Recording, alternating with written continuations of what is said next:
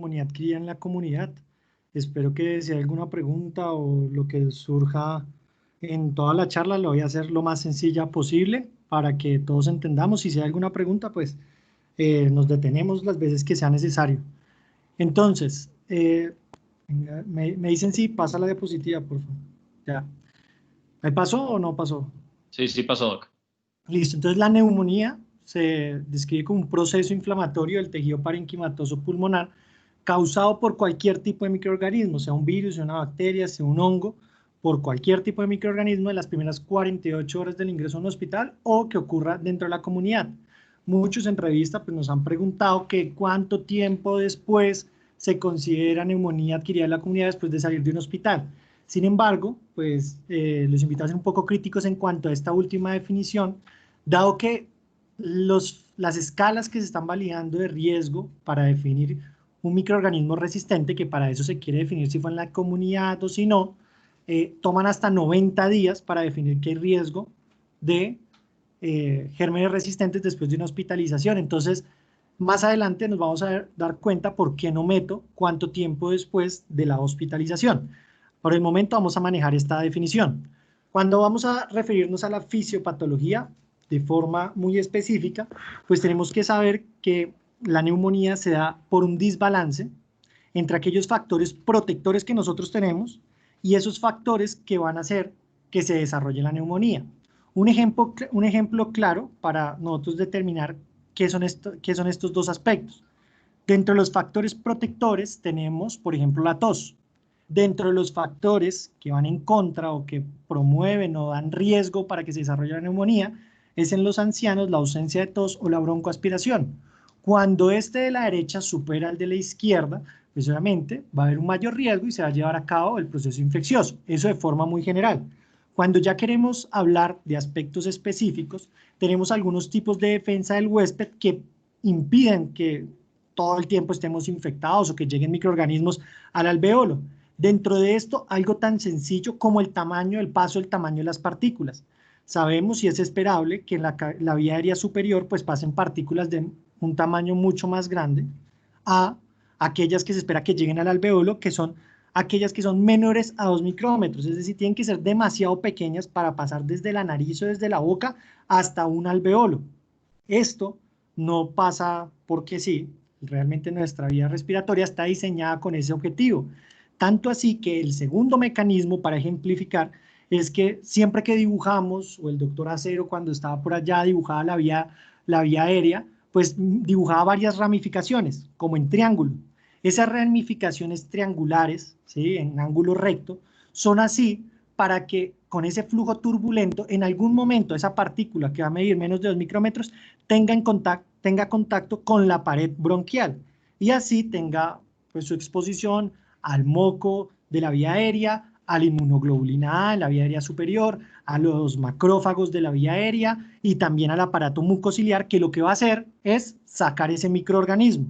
Cuando esto no sucede, pues no voy a entrar tampoco en muchos detalles, cuando esto no sucede, o cuando hay factores de riesgo, como es el alcoholismo, o como es el cigarrillo, como son los pacientes ancianos, que ya vamos a ver, pues viene aquí a jugar todos aquellos factores que predisponen o que generan deterioro de las defensas del huésped. Dentro de eso, estos dos ejemplos causan disfunción linfocitaria, alteran la movilidad de los neutrófilos, entonces no llegan al sitio donde tienen que llegar. El deterioro del estado de conciencia altera ese mecanismo de protección que es el cierre de la epiglotis y por lo tanto pues hay mayor riesgo de broncoaspiración. El aparato mucociliar con el cigarrillo se destruye completamente y por lo tanto no vamos a lograr eliminar esas partículas que ingresan a la vía aérea. Hay una colonización de la vía aérea superior por gram negativos y eso explica por qué los hallazgos microbiológicos que nosotros vemos usualmente. Y por último, una cosa que hace también el alcohol como el cigarrillo, que es la inhibición del factor de necrosis tumoral, que es importantísimo en como dirigir la respuesta inmunológica. Cuando vemos los ancianos específicamente, pues nos damos cuenta que hay un mecanismo que es la inmunosenescencia, la microaspiración y hay un deterioro en el mecanismo de la tos que impide que los abuelitos tengan esa protección que usualmente tienen. Cuando uno ve la neumonía y saca ese apartado que es neumonía aspirativa, se dice que hasta un 75% de las veces que los pacientes con mayores de 65 años se presentan por neumonía, hay un episodio de microaspiración durante la noche que puede llegar a desencadenar neumonía. Es por eso que es fundamental estos mecanismos, los cuales se van a ir alterando a medida que va pasando la edad. Ya cuando nos centramos un poco más en los mecanismos celulares, pues nos damos cuenta que, bueno, se superaron esas defensas y el microorganismo entró a la vía aérea. Cuando entra a la vía aérea, tiene que ser reconocido, ya sea en los bronquios, como ven en la parte superior, o en los alveolos. El macrófago, la célula dendrítica, van a coger ese antígeno, van a ir a los ganglios, ¿sí? Allá van a activar todas las células T, después se va a activar toda la respuesta inmunológica, y después de todo esto, ¿sí? Lo que vamos a resumir es que llega el antígeno, ¿sí? Del microorganismo, llega el microorganismo al alveolo y va a desencadenar una respuesta inflamatoria. Esta respuesta inflamatoria pues va a ocupar el espacio alveolar por un líquido inflamatorio y se va a activar una serie de cascadas de señalización que pues no vamos a entrar a especificarlas, donde el objetivo es destruir la bacteria, fagocitarla y destruirla. Sin embargo, en algunas personas esto no se logra y puede llegar a complicaciones, que puede ser o la sepsis, o puede ser la neumonía necrosante, o puede ser una complicación que no sea propia de la respuesta inflamatoria, pero es una de las complicaciones que es el derrame pleural, los abscesos y bueno, una serie de complicaciones. Ahora bien, cuando vemos las fases, pues esto nos lo enseñó de pronto la doctora Baunzo en algún momento, que eran las fases de la neumonía. Entonces teníamos la fase de congestión, la fase de hepatización roja, hepatización gris y resolución. Esto inicialmente lo correlacionaban los clínicos con algunos hallazgos al examen físico.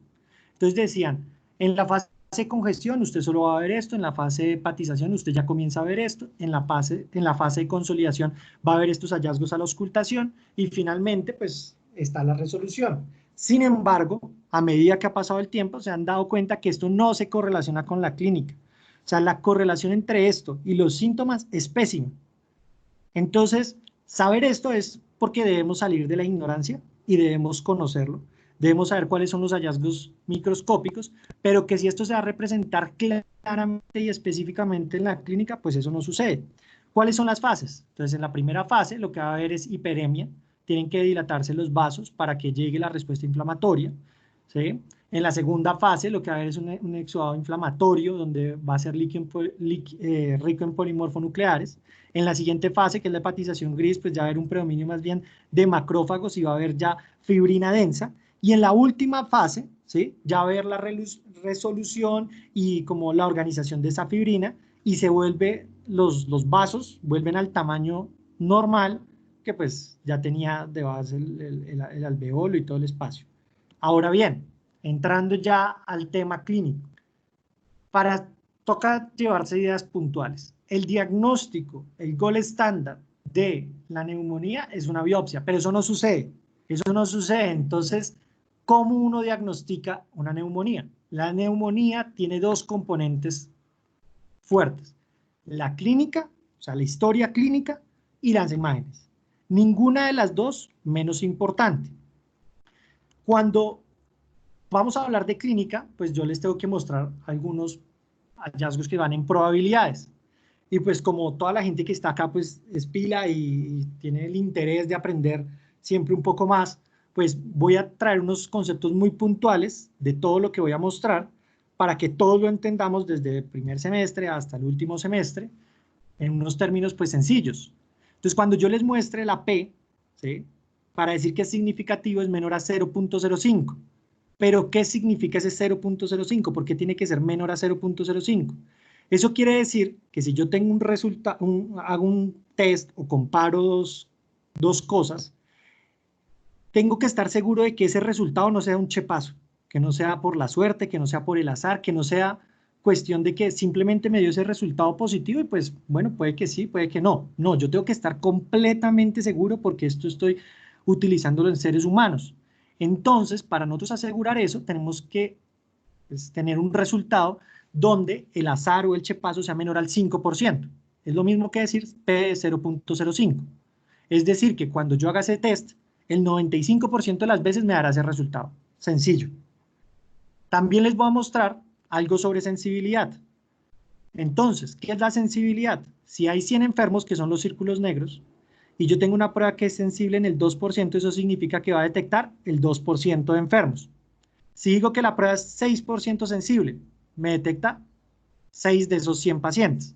Si digo que la prueba es 50% sensible, detecto el 50 a 50 pacientes de 100 pacientes, ¿sí? Esa es la sensibilidad. Y la especificidad, simplemente cambiarle a sanos. Si tengo 100 personas sanas y la especificidad es del 2%, digo que hay, o sea que la prueba detecta solo 2 de toda esa cantidad de sanos. Si digo que la especificidad es del 6%, pues detecto 6 sanos de los 100. Idealmente deberíamos tener una prueba sensible 100% y específica 100%, pero eso casi no se logra. El segundo punto que le voy a explicar a lo largo de la charla que voy a hablar, es el likelihood radio. Entonces hay likelihood radio positivo y likelihood radio negativo. Esto nos sirve porque cuando usted va a tener un paciente, cuando va a hablar con él, cuando va a utilizar la prueba y va a interpretarla, usted de base ya le hizo un interrogatorio y tiene una probabilidad pretest. O sea, antes de que yo haga la prueba, yo ya creo en una probabilidad de que ese paciente, es decir, vamos a hablar de una prueba de VIH. Si tengo un paciente con VIH y yo le pregunto, ¿cuántas relaciones tuvo en el último mes? 15, con 15 personas distintas y una tuvo VIH. Y además utilizo drogas intravenosas, usted dice, bueno, la probabilidad de que la prueba que yo le vaya a hacer es muy alta. Entonces, esa probabilidad la unimos al rendimiento de la prueba per se y de ahí sale el likelihood radio. Nosotros decimos que el likelihood radio positivo me sirve para tomar una decisión, es significativo cuando es mayor a 5, cuando es positivo. Y cuando es negativo, menor a 0.2. Entonces diría que hay 5 veces más riesgo de que tenga VIH o menos del 0.2 veces de riesgo que el paciente no tenga VIH en la forma contraria. Y por último, esta curva que ustedes la han visto mucho y que la voy a presentar, simplemente he buscado la forma de que la entiendan y es como ustedes tener un radar de aviones. Si ustedes tienen un radar y hacen que se detecte muy fácil cualquier cosa que se mueva, pues le van a echar tiros a un pájaro y van a gastar todo. Y si ustedes tienen algo tan específico que solo detecte unos aviones de tanta medida, por tanto, pues se le van a pasar drones, se le van a pasar casas, se le van a pasar de todo. Usted necesita lograr ese equilibrio entre algo sensible y algo específico. Entonces, esta área bajo la curva, que es lo que ustedes ven a la derecha, nos sirve para encontrar ese valor que logre el equilibrio, ¿sí?, de estos dos conceptos y así pueda tener el mejor rendimiento. Decimos que un área bajo la curva, es decir, AUC, ¿sí?, me sirve, es bueno, es significativo cuando es mayor a 80% o 0.8. Perfecto. En ese orden de ideas ya pasamos a la clínica. Entonces, para poner en práctica desde el comienzo lo que les acabo de explicar, entonces, ¿qué dice la clínica? La clínica dice que si usted tiene un paciente con fiebre, la posibilidad, el likelihood radio positivo es de 2.1, malísimo. La tos de 1.8, ¿sí? La presencia de estertores, 1.6, 2.7, malísimo. Todo es malísimo, el likelihood radio positivo. Y vamos a ver el likelihood radio negativo, ninguno es menor a 0.2. O sea, diríamos, no, nada sirve. Pero bueno, aquí tenemos de un lado la egofonía. La egofonía tiene un likelihood radio positivo de 8.6.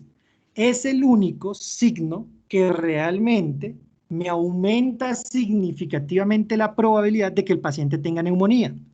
Si vemos otros estudios donde ya me resumen o toman en cuenta más estudios en un mismo momento, todos son viejos porque pues antes era más importante la clínica y no tenía tantas ayudas diagnósticas, ahorita todavía es importante, pero pues tenemos más ayudas, pues nos damos cuenta que del lado del likelihood radio positivo, todos son menores a 5 menos la egofonía. Entonces, dato importante, dato fino, dato que nos sirve, la egofonía es el que tiene un mayor likelihood radio positivo, 8.6 y 5.3, es mayor a 5 por los que apenas de pronto están entrando. Y el likelihood radio negativo, lo único que nos sirve es, si usted tiene un paciente que no tiene alterado ningún signo, ningún signo vital, pues la probabilidad de que tenga una neumonía es muchísimo menor, ¿sí?, de aquel que pues, sí tiene algún signo alterado, es decir, disminuye la probabilidad significativamente. Eso en cuanto a la presentación. ¿Qué podemos decir? Pues la clínica es el 50% del diagnóstico de la neumonía. ¿Es importante? Sí, es supremamente importante y sin la clínica no podemos sospechar, no podemos decir qué probabilidad tiene el paciente, no podemos decir nada.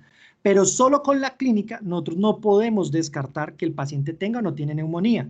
Obviamente no nos podemos ir a los extremos, que si el paciente tiene solo rinorrea, pues no vamos a decir, ah, bueno, pues como no se descarta, entonces tiene neumonía. No, todo bajo un contexto clínico. Lo que les quiero mostrar es que ni la ausencia de la fiebre o de la tos, ¿sí?, la ausencia nada más de eso, puede llegar a descartar la neumonía. Si quieren ir más específicos, más adelante pueden buscar la prevalencia de fiebre en los pacientes ancianos que llegan al servicio de urgencias por neumonía y se van a dar cuenta que muchos no la presentan. Ahora bien, los biomarcadores. ¿Hasta ahora hay alguna pregunta? No. Listo. Entonces, los biomarcadores. Los biomarcadores, entonces, lo primero que les tengo que mostrar es que nosotros en la cabeza apenas pensamos en neumonía, se nos vienen que la etiología más común son las bacterias. Sin embargo, si vemos los registros nacionales, y ahorita les voy a mostrar uno internacional, si sumamos todos los hallazgos de aislamientos virales en un país donde usualmente no hacemos pruebas de moleculares, el aislamiento de virus en los pacientes con neumonía en Colombia es aproximadamente el 28%, que sería superior al Streptococcus pneumoniae. Ahora bien, cuando vemos el estudio EPIC, que es uno de los estudios más grandes en cuanto a aislamientos en neumonía, nos podemos dar cuenta, estos estadounidenses, pues como tienen todos, si le hicieron fibrobroncoscopia, PCR, antígeno, anticuerpo, o sea, quisieron saber cuál era la etiología de la neumonía sí o sí. Y lo que ellos encontraron es que en el 62% de los casos no se sabe cuál es la causa. Y que en el 22% de los casos la etiología es viral sobre la 11% que es de etiología bacteriana. En ese orden de ideas, ¿sí?, esto me lo voy a saltar. En este orden de ideas, pues nosotros diríamos, estamos a todos los pacientes con neumonía poniéndole antibióticos. ¿Esto será una mala práctica clínica? Pues es muy difícil usted discernir entre si es bacteriano o es viral. Y para eso se han buscado múltiples estrategias en las cuales nos sirvan para diferenciar en si se trata de una neumonía bacteriana o una neumonía viral.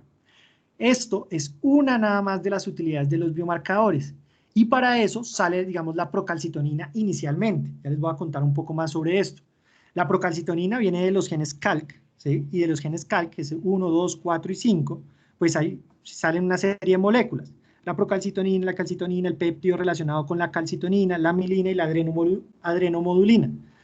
Todas estas con una función específica.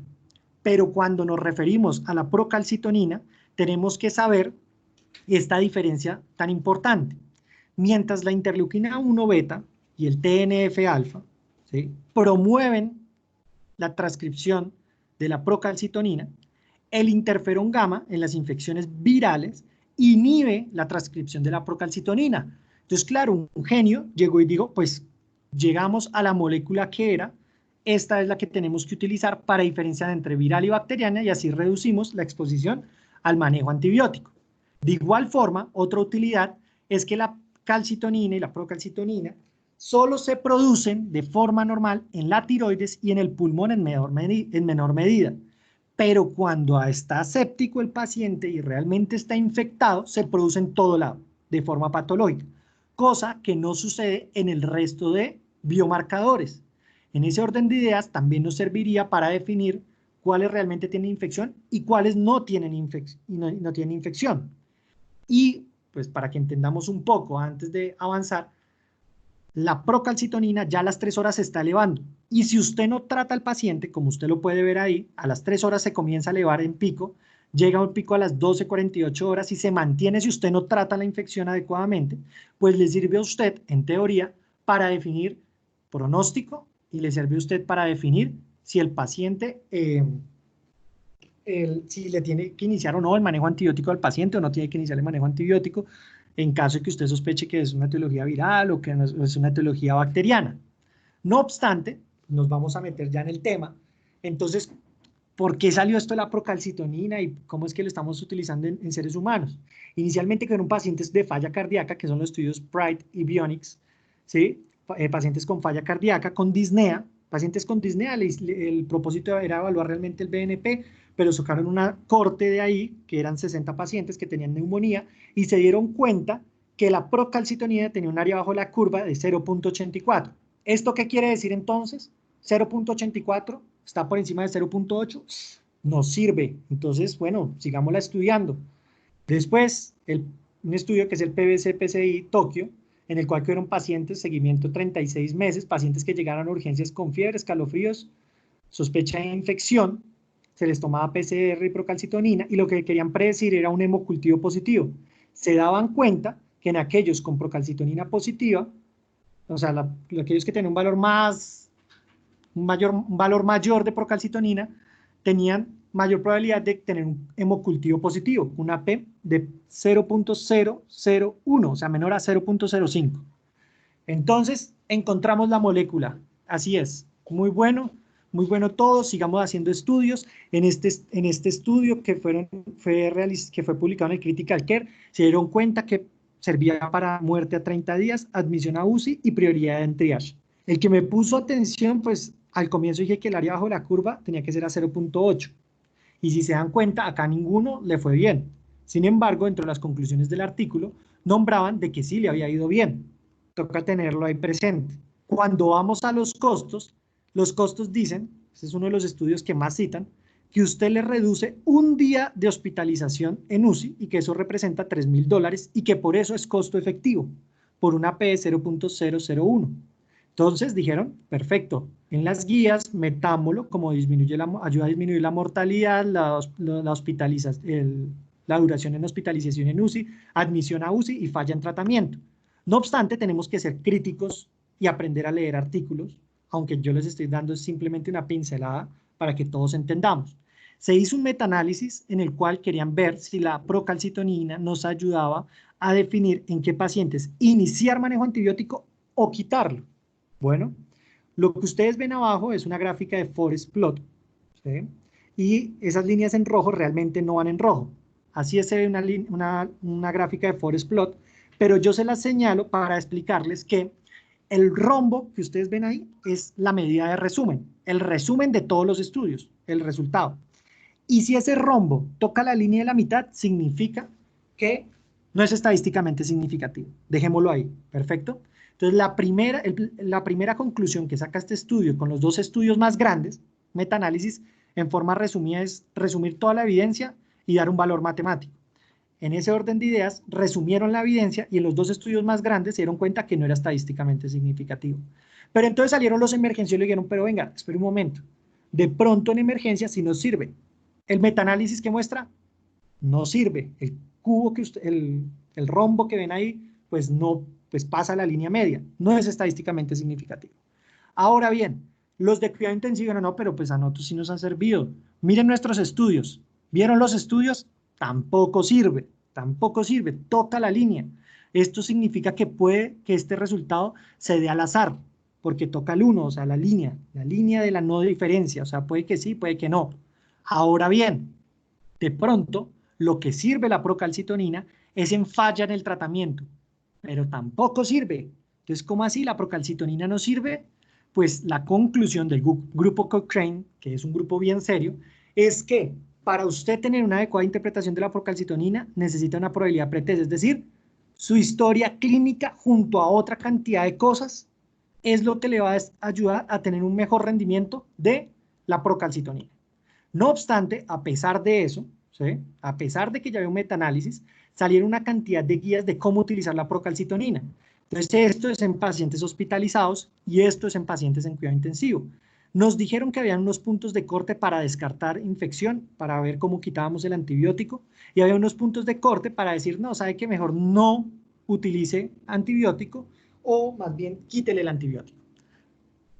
Sin embargo, pues como ustedes se dieron cuenta y le mostré los estudios, no funcionaba. Pero ¿qué pasa? Siguen habiendo estudios, este más nuevo, donde llegan y le dicen, fuera de unidad de cuidado intensivo, o en cuidado intensivo, primero tenga una sospecha clínica. Después de eso, mire los valores de procalcitonina, que son diferentes si está fuera de la UCI o dentro de la UCI. Si está dentro, si está en hospitalización, por ejemplo, mire si es mayor de 0.25. Si es mayor de 0.25, pues es una infección. Si es mayor de 0.25, infección. Si es menor de 0.25, miren esto tan curioso, solo lo puede descartar si su sospecha clínica de antes era que no tuviera una infección bacteriana. Pero si su sospecha es que si tuviera una infección bacteriana, usted no puede descartar que tiene una neumonía. De igual forma, cuando ustedes se pasan a la unidad de cuidado intensivo, miren 0.5, menor a 0.5. Si les da menor a 0.5, abajo donde dice Antibiotic Management, ustedes se dan cuenta que le dice use el antibiótico basados en el juicio clínico. O sea, tampoco le descartan y tampoco le saca una conclusión específica como lo han vendido. Pero ¿qué es lo que pasa? La respuesta está en un ejemplo. En esa tablita que ustedes ven al comienzo de los estudios, donde todavía no, o sea, ustedes no se han no han comenzado a leerse todo el estudio, al comienzo hay como una tabla de resumen donde está resultados, conclusiones y bueno, todo esto. Ellos ponen que mejoró la mortalidad. Entonces ustedes de una paz se llevan eso para la casa y dicen, la procalcitonina sirve para todo el mundo procalcitonina. Sin embargo, cuando van al estudio como tal, se dan cuenta que todas esas líneas superan la línea media. Es decir, que no funciona. Entonces, ¿qué es lo que pasa?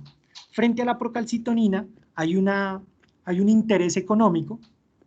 Todos digamos, las guías de práctica donde está este autor, ¿sí? Pues tienen patrocinio por la misma molécula o por los mismos laboratorios que están con la procalcitonina. Y realmente están intentando meter la procalcitonina por donde tenga lugar. Entonces, ya después de darse cuenta que no puede ayudarnos a dirigir el manejo antibiótico, no nos puede ayudar a predecir mortalidad, pues dijeron, miremos si la procalcitonina nos mira para definir la etiología, si es viral o bacteriana. Entonces, de una parte del estudio de PIC, que ya les había mostrado, donde querían comparar pues, los valores, los distintos puntos de corte entre viral, atípica, bacteria típica, micoplasma, hongos y todo, los compararon y miraron los distintos valores de procalcitonina, que es lo que ustedes ven acá, ¿sí? Cuando ellos se dan cuenta y ven el estudio, se dan cuenta que para diferenciar entre viral y bacteria típica no hay una diferencia estadísticamente significativa. Pero al parecer, si usted tiene una neumonía o una bacteria de las típicas, si usted tiene un punto mayor a 2.5 en comparación con la viral, pues realmente eso sí fue estadísticamente significativo. ¿Esto qué quiere decir? Que si usted tiene una procalcitonina mayor a 2.5, puede llegar a diferenciar entre viral y bacteriana. No obstante, solo el 20% de las neumonías adquiridas en la comunidad por gérmenes bacterianos van a tener un resultado así de superior. Y cuando vemos el rendimiento y los puntos de corte que están en las anteriores recomendaciones, esa línea que ustedes ven ahí que dice probabilidad de que alguna bacteria, de cualquier bacteria, ¿sí? De que sea cualquier bacteria, todos los puntos de corte por debajo de eso van a dar, todos los puntos de corte debajo de esa línea no le ayudan a usted a identificar si es bacteriano o viral o si es atípica o es lo que sea. Solo por encima de eso usted podría diferenciar entre bacteriano y viral, ¿sí? ¿Qué conclusión llega a este estudio? Que para que realmente la procalcitonina le dé con certeza, seguro que, bueno, esto puedo ponerle con los ojos cerrados el antibiótico con un margen de error, como siempre en la medicina, usted tiene que tener una procalcitonina mayor a 10 porque hay 4 veces mayor probabilidad de una bacteria. Pero, como siempre, como todo en la medicina, no hay nada perfecto, e inclusive con mayor de 10, toca ver que ese mayor de 10 no sea por alguna patología tiroidea y bueno, una cantidad de cosas. Bueno, antes de eso, ni descarta, ni confirma, ni diferencia, ni ayuda a mortalidad, ni absolutamente nada. Es por eso que sigamos uno a la rotación de Shayo con los doctores de allá, o si uno va a cardioinfantil con los de infectología, ellos no están muy a favor de la procalcitonina, porque la procalcitonina vale y no le aporta mucho en comparación a una PCR. Es por eso, inclusive, que en las nuevas guías de práctica clínica, La recomendación es, mire, usted, si tiene la sospecha clínica basado en su historia y en la radiografía, póngale el antibiótico a pesar del resultado de la procalcitonina inicial, con una recomendación que es fuerte y una calidad de evidencia moderada, que muy pocas recomendaciones son así. En ese orden de ideas es el primer mensaje. Ahora, ¿hay alguna pregunta acá? ¿De algún término, lo que sea? Por ahora no. Listo. ¿Nadie más? Listo. Ahora, en cuanto a las imágenes. Las imágenes del lado izquierdo, donde dice sensibilidad 32%, especificidad 58%, es la radiografía de tórax. Digamos, Kiki, ¿usted qué opina de que yo le diga que la radiografía de tórax tiene una sensibilidad entre el 30 y el 77%? Que es muy observador dependiente y que está muy sujeta a error. Entonces, eso usted no lo puede sacar porque eso tendría que sacarlo por un coeficiente de correlación, ¿sí? O usted, no recuerdo el término epidemiológico, pero usted cogería varios radiólogos y tiene que ver la correlación entre los distintos radiólogos y ver cuántos, ¿sí?, dan el mismo diagnóstico. La sensibilidad no sirve para eso. ¿Listo? Entonces, hágale otro intento a ver. ¿Qué le dice quien tiene una sensibilidad del 32 al 77%? También varía de la toma de la radiografía y de los pacientes, porque mal inspirado, rotado, todas esas pues, cositas que van dañando la calidad de la imagen. Entonces, esa es la idea, que demos opiniones. Digamos, eso es una interpretación de por qué la sensibilidad puede ser eso, ¿sí? Sin embargo, yo lo que quiero comentarles es, ¿qué tan grave puede ser? Obviamente no les estoy diciendo ni que para que tomen para un lado ni para el otro. ¿Qué tan grave puede ser que a usted se le pase una neumonía, Hugo? Usted está rural, le hace una radiografía y usted dice, ah, no tiene neumonía, con una sensibilidad entre el 32 y el 77%. ¿Eso es grave o no es grave? No, gravísimo, pues hace Gravísimo. sepsis. Exacto, se muere.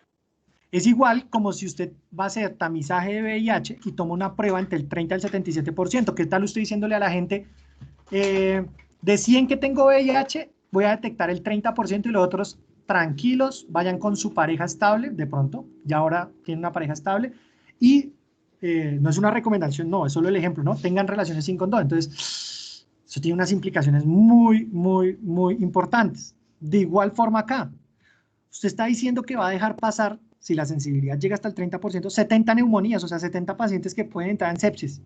Eso es gravísimo. Entonces usted, para diagnósticos como esto, usted necesita una sensibilidad que sea un poquito más alta. 32% es muy bajito. Y además esa variación entre 30 y 70% es como decir entre el 1 y el 100%. O sea, no me aporta absolutamente nada. Eso es para que comencemos a interpretar estos valores. Bueno, entonces, la radiografía no descarta la neumonía, no la descarta. Obviamente, si usted tiene un paciente que tiene rinorrea y le hace una radiografía, pues la probabilidad, antes de que usted le haga la radiografía, es muy alta de que no tenga neumonía. Y pues si le hace la radiografía y está normal, pues tranquilo, porque la probabilidad de que se tuviera neumonía pues es muy baja. Por eso todo esto tiene que ir acompañado de la clínica.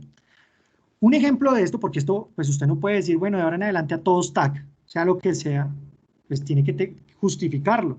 Entonces, este es un ejemplo, este es un estudio donde cogieron los pacientes y quisieron ver la concordancia entre la radiografía y la tomografía en pacientes con neumonía que llegaban al servicio de urgencias. Entonces, cogieron a los pacientes, le hicieron la radiografía y si ustedes se dan cuenta, radiografía de tórax sin opacidades pulmonares 91%, ¿sí? En la TAC 108 pacientes, o sea, la implicación de que 108 pacientes salgan, o sea, que usted no les diagnostique una neumonía, mientras que en la TAC al 96.5% usted le va a dar una neumonía. En aquellos pacientes que usted le veía una opacidad, como usted dice, Hugo, la técnica mala, el paciente obeso, con taquipnea, no lo pudo aspirar, usted dice, bueno, ahí yo de pronto veo una opacidad en el 9%, o sea, 300 pacientes. Realmente, de todos esos, solo el 26% tenía realmente una neumonía. La sensibilidad que se calculó en este estudio fue el 43%, imagínense, o sea, un estudio de 4.000 pacientes, de 3.400 pacientes, el 43% era la sensibilidad, o sea, perdían el 57% de pacientes se perdían con el diagnóstico de neumonía, es decir, la radiografía no descarta la presencia de neumonía. De igual forma, si queremos ver un término puntual, como por ejemplo, cuál es el likelihood radio, nos damos cuenta que el likelihood radio, que medirá la probabilidad pretest, es menor al 4, ¿sí? al 5 que habíamos dicho al comienzo, ya sea si su sospecha era que tenía neumonía o ya sea que su sospecha era que no tenía neumonía. Es decir, la radiografía no descarta, obviamente, todo bajo un contexto clínico. Esto es el último estudio sobre la última revisión del CHEST sobre neumonía de imágenes. Y si ustedes se dan cuenta, en pacientes con sospecha clínica baja, sin ningún infiltrado nuevo, ¿sí? Ellos sugieren que antes de todo le haga una ecografía de pulmón y ahí sí considere que el paciente no requiere ningún cambio de tratamiento, no requiere absolutamente nada. Es decir, la radiografía para que nos cambie conductas clínicas con una seguridad clara es muy, muy baja. Y esto pues lo tuve que aprender en la rotación, pues ahorita que tuve neumología en la cardioinfantil. ¿Qué estrategias nuevas hay? Aunque no las vemos usualmente. La ecografía. La ecografía tiene una sensibilidad del 93%, ¿sí? Con una especificidad del 72%. Y en otros, bueno, esta es el área bajo la curva, que es del 90% o 0.90, muy buena. Y en otros estudios, ¿sí? Este es el último metaanálisis que encontré, han demostrado que el likelihood radio negativo es menor a 0.2, o sea, si no tiene ahí una lesión en la ecografía, pues no tiene neumonía seguramente, y si el likelihood radio es positivo, pues seguramente sí tiene una neumonía, un likelihood radio positivo de 5.37. Claro, ustedes tienen que decir, ¿quién estaba haciendo el examen físico, la historia clínica, cuántas neumonías estaban dentro del estudio para usted decir que el rendimiento era tan alto? Lo único que quiero que se lleven en mente es que la radiografía no descarta, el TAC me ayuda a definir mejor la presencia, ausencia de opacidades y otros diagnósticos diferenciales, y ahorita se está utilizando la ecografía como método no invasivo a la cabecera del paciente con un buen rendimiento diagnóstico que inclusive se ha llegado a comparar con la TAC y ha sido superior al TAC en urgencias. ¿Cuál es el problema? Que el que tiene que hacer esto es el experto, porque así lo han hecho los estudios. Y realmente hay muy pocas personas capacitadas, yo no sé y no me considero ni principiante en ecografía, ¿sí? Muy pocas personas que realmente saben interpretar por medio de ecografía una neumonía. No obstante, ténganlo en cuenta ahí porque seguramente más adelante a todos nos tocará capacitarnos para ser unos médicos integrales utilizando el ecógrafo. Tenemos la clínica, tenemos las imágenes, entonces usted con eso tiene que dar un manejo empírico. Entonces ya irá usted, venga, este man se va a saltar todo lo del esputo y todo esto, no. Lo que les quiero decir es que basado en la clínica, basado en las imágenes, ustedes tienen que ya determinar si van a hacer, si ese paciente, su probabilidad es que tenga neumonía o no tenga neumonía y con eso voy a instaurar un manejo empírico. Sin embargo, concomitantemente, estoy haciendo el estudio microbiológico. En cuanto al estudio microbiológico, esto es una regla que pues me la inventé yo, pienso, porque no la he escuchado, pero es el 50%. El 50% de los pacientes le voy a lograr sacar esputo. Solo el 50% de ese esputo, ¿sí? Va a ser una muestra adecuada, ¿sí? Porque el otro 50% es una muestra inadecuada. Y solo en ese 50% de los casos voy a tener un diagnóstico microbiológico. Es decir, el rendimiento del cultivo de esputo es malo. Y más aún, la técnica y lograr que el paciente nos dé una muestra adecuada es súper difícil. No obstante, tenemos que conocer que pues, las guías de práctica clínica del 2019 lo que nos dicen es, si usted tiene un paciente que tiene sospecha de Staphylococcus aureus meticillinos resistente o de gérmenes resistentes o inclusive la pseudomona, o el paciente no va bien con el tratamiento, o un paciente que tiene una neumonía a repetición, usted tiene que tomar el cultivo. No a todos los pacientes le va a tomar cultivo. Paciente con primera neumonía, con un CUP de 1, pues, y sin factores de riesgo, no ha recibido nunca antibiótico, ese no requiere el cultivo, sería gastar recursos. Solo en ese grupo de pacientes que yo les dije es donde vamos a tomar el cultivo. ¿Cómo se toma el cultivo? Pues el cultivo usted puede decir, señor, por favor, del fondo, con todo el alma, va a expectorar y va a sacar esa muestra y la guarda en este tarrito. Dado que en algunos casos es muy difícil, pues hay otras técnicas para tomar estas muestras. Uno es el aspirado traqueal, otro, esto que ustedes ven a la derecha hace parte de la fibrobroncoscopia, entonces ustedes pueden hacer un lavado, ¿sí? Pues no es la representación del muñeco del centro, pero pues imagínense que esa manguerita bota agua y pues después la absorben y pues esa muestra la meten para estudio, o el cepillado. El cepillado entonces entra por el fibrobroncoscopio hasta el bronquio y con ese cepillito que ustedes ven ahí, ese es de citología realmente, pues un cepillito que pues usted raspa ahí como donde usted ve el pus y eso llega y lo lleva para estudio, ¿sí? Cuando usted quiere ver el rendimiento de eso y las indicaciones, pues toca tener como algo muy conciso, porque no, la idea no es que se lleven de que como los pacientes no pueden expectorar y la muestra es mala, pues a todos fibrobroncoscopia, no, tampoco, ¿sí? Solo aquellos pacientes a los cuales no logro obtener secreciones, pienso que es un microorganismo resistente, pienso que de pronto es un hongo, el paciente es un paciente inmunosuprimido donde de pronto no puedo descartar una micobacteria o veo bronquiectasias, ¿sí? Y pienso que es una micobacteria no tuberculosa, o bueno, en una situación específica, yo pienso que el paciente se puede beneficiar de realizar una fibrobroncoscopia. ¿Qué es significativo? Entonces, en el aspirado traqueal es significativo un recuento de unidades formadoras de calones mayor a 10 a la 6. Para el cepillado bronquial, mayor de 10 a la 3, y el lavado bronquial alveolar entre 10 a la 4 y 10 a la 5. ¿Esto por qué tiene sentido? Usted no puede decir que es lo mismo que el aspirado traqueal, que tiene un volumen mayor, pues las mismas unidades formadoras de colonia, ¿sí? Son las mismas para un cepillado donde la muestra son como 10 mililitros, ejemplo, ¿sí? Usted tiene que ser proporcional, porque si usted toma 10 a la 3 para un aspirado traqueal, pues seguramente le van a salir muchos falsos positivos, porque dentro de la aspiración traqueal se llevan muchos microorganismos de la vía aérea superior y realmente no va a dar con el diagnóstico de la neumonía. Esto son las recomendaciones. Realmente una recomendación puntual con calidad de evidencia y todo no existe, ¿sí?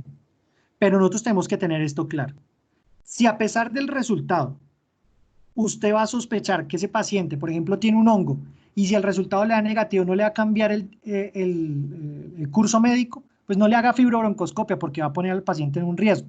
Si su sospecha clínica es alta, yo digo, me muero porque ese paciente tiene un hongo y si la fibrobroncoscopia me sale negativa, no le va a quitar el manejo y solo quiero hacer la fibro como para confirmar a ver si sí, pues piénselo bien y póngalo en riesgo-beneficio, porque el paciente, esto también tiene consecuencias neumotoras, complicaciones hemodinámicas. Muchos pacientes entran en paro durante la fibrobroncoscopia, ¿sí? Ahora bien, si usted hace una fibrobroncoscopia, tiene que saber interpretar los estudios cuando lea fibrobroncoscopia. Y es claro que dentro de los apartados de, digamos, Mandel y otros libros de infectología, dice, usted tiene que darle mayor peso a sensibilidad. Es decir, tiene que tomar la prueba o el cultivo o la forma de ya sea cepillado o lavado o lo que sea más sensible a pesar de que le cueste la especificidad. Ya les voy a explicar por qué. Esto ya se los expliqué. Esto ya es específicamente cómo se ve el aspirado traqueal, el cepillado y el lavado bronquial alveolar. Y abajo a ustedes les muestro la cantidad de mililitros de cada una de las muestras. Y con respecto a eso, ¿sí? Es que ustedes toman las unidades formadoras de colonia. Es basados en la cantidad de líquidos. ¿Qué resultados nos puede dar una fibrobroncoscopia? Entonces, si usted tiene bacterias aerobias, ¿sí? Siempre va a tener muchos falsos positivos por el riesgo de contaminación con la vía aérea superior. Entonces, siempre tiene que tomar hemocultivos. ¿Cuáles son los aerobios? El robococos, la bordetela y la francisela. Ahora, si ustedes piensan que el paciente... bueno, se cerró la pantalla, qué pena. No, pues yo la sigo viendo, doctor. No, ahí se está viendo. Es que creo que está un poquito atrasada, pero se va a caer ahorita y vuelve a aparecer. ¿Dónde van? ¿Dónde Creo van? que FBO, aerobias, anaerobias, Listo. falsos positivos. Exacto. Dentro de las anaerobias, ¿sí? Dentro de las anaerobias, la recomendación es, si usted piensa que el paciente tiene una infección por anaerobios, que es muy común en la aspiración, en la broncoaspiración, en el absceso y en algunas bacterias, en algunas neumonías nosocomiales, idealmente no hagan anaerobias porque no es útil la fibrobroncoscopia, porque la tasa de falsos positivos supera la tasa de los verdaderos positivos y usted lo que va a hacer es confundirse. Entonces no lo haga. Solo si usted tiene sospecha de bacterias aerobias, hágalo. Ahora bien, si usted... Está un poco lento, qué pena. Ya, si usted sospecha legionela, la fibrobroncoscopia tiene que realizarse. O sea, usted no puede llegar, coger y agitarlo con solución salina y mandar eso al laboratorio, porque la solución salina común y corriente destruye la legionela. Entonces, de inicio, se tira el espécimen y no va a tener ningún diagnóstico.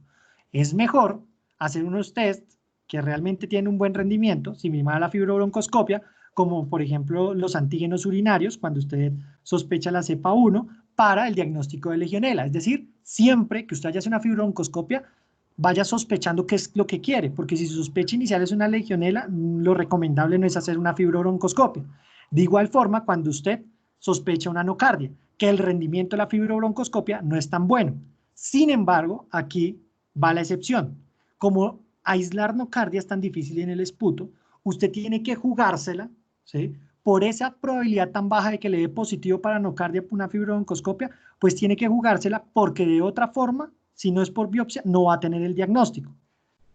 Estos son otros ejemplos de gérmenes como la clamidia y el micoplasma, que usualmente pues, son difíciles de aislar y que hay estrategias dentro del estudio de la muestra que usted tome por fibrobroncoscopia que le van a servir mucho más que el cultivo común y corriente tomado en la fibrobroncoscopia, como es la PCR, la amplificación de ácidos nucleicos, los anticuerpos y bueno, demás, no voy a centrarme en eso. Para terminar de entender y que ustedes se lleven estudios en mente del ejemplo, es que muchos están a favor y otros están en contra de la fibrobroncoscopia en estos casos. Yo la verdad pienso, basados en los estudios que revisé, que realmente es muy útil cuando usted cree que hay un curso atípico o cuando hay inmunosupresión o cuando no le cuadra algo para una neumonía típica. ¿Por qué? Porque aunque en solo 13 de 35 pacientes usted logre un diagnóstico, miren a su derecha los diagnósticos que se hicieron. Tuberculosis, carcinoma broncoalveolar, adenocarcinoma, citomegalovirus, actinomicosis, neumonía eosinofílica, granulomatosis de Wegener, bronquiolitis obliterante. Es decir, son diagnósticos que realmente me van a cambiar completamente mi manejo. Un adenocarcinoma y yo tratando una neumonía, pues, ¿me entiende? O sea, realmente me va a ayudar, pero obviamente no le voy a hacer a todo el mundo fibrobroncoscopia. Si vemos este, ¿sí? Si vemos este, nos podemos dar cuenta que pacientes con micobacteria en tuberculosis, micoplasma pneumoniae, con anaerobios, bueno, realmente el aislamiento que nosotros logramos mediante una fibrobroncoscopia va a ser útil con el tipo de aislamientos, dado que digamos, el manejo, digamos, ampicilina, sulbactam, claritromicina no le va a pegar, por ejemplo, a los hongos, ¿cierto? No le va a pegar a la tuberculosis. Si sospecho un estafilococo aureus meticino resistente, tampoco le va a pegar el tratamiento que le estoy haciendo y realmente me va a cambiar mi conducta. Bueno, ahora, bueno, esta es mi conclusión, sirve solo en el paciente adecuado. ¿Hay alguna pregunta acá?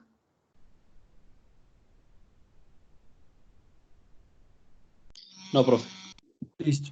Yo tengo una pregunta. Si uno decide hacerlo, ¿qué cultivos debería solicitar? O No, sea, es que uno los eso solicita depende. como. Está muy bien la pregunta porque eso depende. Si usted sospecha hongos, pues tiene que pedir saborado.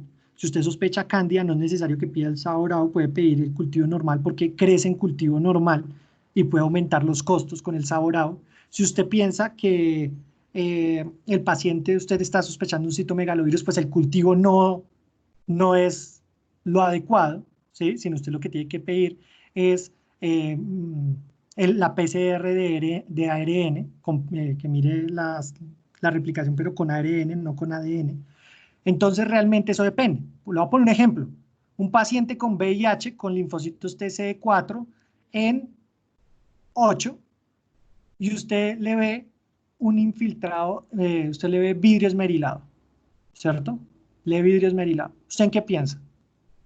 Si no sabe, relajado. Perdón, otra vez, por favor. Paciente VIH, linfocitos en 18 y tiene vidrio esmerilado desaturado, con una LDH en 700. Entonces usted piensa ahí, bueno, puede ser un neumocistis, ¿cierto? Puede ser un neumocistis. Entonces yo comenzar a pedirle hongos, pues no tiene sentido. No obstante, le voy a poner de qué depende eso. En Samaritana, como no tenemos la disponibilidad de hacerle fibrobroncoscopia todo el tiempo, porque el neumólogo hace fibrobroncoscopias cada tanto, ¿sí? Y realmente lograr la fibrobroncoscopia es difícil, nosotros le pedimos cultivo para tuberculosis, cultivo para gérmenes comunes, cultivo para hongos, le pedimos si sospechamos pasitomegalovirus, pedimos todo en una misma, dado que tenemos una única oportunidad, obviamente basados en la sospecha clínica, tampoco es todo, pero tenemos esa única oportunidad. En la neumológica, cuando fui a rotar, si usted sospecha que es un hongo, no le va a pedir PCR, no va a pedir, no le va a pedir cultivos para neumocistis o tinciones para neumocistis, no le va a pedir, ¿sí? O sea, usted pide cultivo para tuberculosis y le pide cultivo para hongos y nada más. Eso varía mucho, o sea, tampoco yo le puedo decir exactamente cuáles cultivos va a ir en la orden. No sé si con esos ejemplos le puede responder la pregunta. Si no, pues... Sí, señor, no, sí, perfecto. ¿Sí? Gracias. Entonces, no sé, ¿hay alguien con más preguntas antes de pasar? No pasa si son del inicio o lo que sea. ¿Alguna pregunta? Listo. Entonces, este es un consenso que hace la Sociedad Europea de Neumología, donde ellos sacan capítulos pues muy interesantes, donde ponen, digamos, neumonía adquirida en la comunidad y cuentan desde la historia, fisiopatología hasta neumonía específicamente. Ellos nos cuentan que anteriormente la clasificación para neumonía era así: neumonía adquirida en la comunidad, neumonía nosocomial y neumonía en el paciente inmunocomprometido. Y dentro del paciente inmunocomprometido decían, ¿es inmunidad celular o no es inmunidad celular? Para ver hacia dónde iba dirigido el manejo antibiótico. Después de eso dijeron, esto no nos cuadra, no nos está ayudando a dirigir el manejo antibiótico, cambiémosla a neumonía adquirida en la comunidad, neumonía nosocomial, neumonía asociada al cuidado de la salud. Mucho tiempo duramos con esta clasificación. Vino un estudio en Alemania y otros dos que no recuerdo dónde fueron, para qué voy a decir mentiras, donde llegaron y dijeron, los pacientes que tienen neumonía asociada al cuidado de la salud no difieren de los pacientes que tienen neumonía adquirida en la comunidad. Y realmente le estamos, pues, colocando manejo para gérmenes resistentes a los pacientes con neumonía adquirida en el cuidado de la salud de forma errónea. Más bien, tengan en cuenta que esos pacientes tienen un riesgo, ¿sí? Que es pues, de tener unos aislamientos distintos o un mayor riesgo de gérmenes, tiene un mayor número de aislamientos de gérmenes resistentes, pero no es estadísticamente significativo en comparación a neumonía adquirida en la comunidad. Más bien dejemos neumonía adquirida en la comunidad y neumonía nosocomial. Y esa es la clasificación que tenemos ahorita. ¿Por qué? Porque no había una diferencia estadísticamente significativa entre el aislamiento de gérmenes resistentes entre neumonía adquirida en la comunidad y neumonía asociada al cuidado de la salud. Ahora bien, ¿qué otras clasificaciones tenemos? Entonces tenemos que el CUR, que el SmartCop, que el puntaje PSI y bueno, una cantidad de cosas. Les voy a comentar, ¿sí? Nosotros estamos haciendo un estudio con el doctor Bastías sobre validación de escalas y pues de aquí, revisando todo esto, es que saco mi conclusión, cada uno tiene su conclusión y pues forma sus conclusiones. Las escalas que ustedes conocen, por las cuales nos han corchado toda la vida, porque no nos aprendemos completamente, ¿sí? Esas escalas tienen básicamente 2 o 3 propósitos. El primer propósito, disminuir costos. Es decir, si identificar al paciente que se puede ir para la casa, identificar al paciente que se puede ir para la unidad de cuidado intensivo, tengo que mantener hospitalizado. Algunas de las escalas se han utilizado para definir qué pacientes, junto a una comorbilidad, tienen mayor riesgo de tener gérmenes resistentes. Esto ya se cayó del todo el peso y pues ninguna de estas escalas que le voy a mostrar está relacionada con gérmenes resistentes.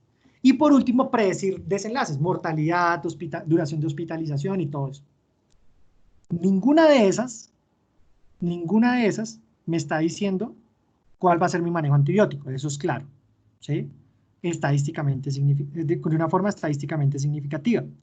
Si nosotros vemos todas las escalas, las podemos dividir en un médico experimentado que se pare al frente del paciente, ¿sí?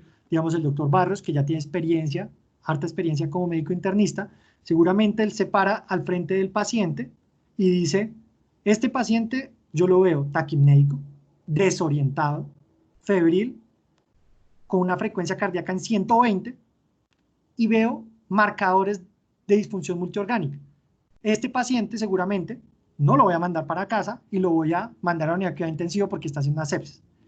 Él, en ese momento, eso es un ejemplo, con el permiso del doctor Barros, obviamente, ese es un ejemplo de por qué muchas veces ustedes ven que utilizamos la clasificación y se pone la historia clínica y todo, pero muchas veces, así sea un CURP elevado, no los llevamos a la unidad de cuidado intensivo, porque las escalas organizan sus ideas que tiene en ese momento, pero la gente que ya tiene experiencia, pues no lo utiliza porque ellos saben que un paciente con X características les va a ir mal y no le va a cambiar su conducta si tiene un CURP bajito, pero el paciente tiene disfunción hepática que no lo mira el CURP o tiene, está estuporoso, el paciente tiene los gases en el piso que no lo ve el CURP y el paciente tiene un infarto, tiene EPOC y tiene diabetes.